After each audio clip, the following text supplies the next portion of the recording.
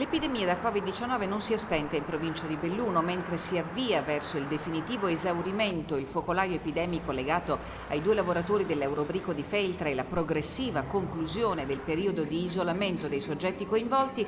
Ieri l'azienda ULSS Dolomiti ha registrato una nuova positività Covid a carico di un'anziana signora kosovara rientrata dall'estero domenica scorsa. La paziente si è presentata al pronto soccorso di Belluno con una sintomatologia abbastanza impegnativa ed è attualmente ricoverata nel reparto di malattie infettive del San Martino.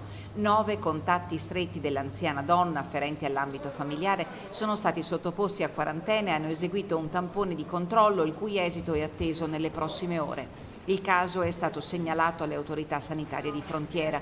In questi giorni il Dipartimento di Prevenzione dell'ULSS Dolomiti è impegnato nella gestione dei rientri dall'estero che richiedono particolare cautela e all'emissione dei provvedimenti richiesti dalle disposizioni nazionali e regionali. Nel dettaglio, soltanto negli ultimi 3 giorni sono stati isolati a domicilio e tamponati quotidianamente fra le 10 e le 15 persone. L'ultimo decesso per Covid in provincia di Belluno risale a lunedì. Al San Martino è morta una donna di 93 anni, ospite della casa di riposo di Alpago. L'anziana si era negativizzata e è risultata nuovamente positiva. Portata in ospedale, si è spenta poche ore dopo.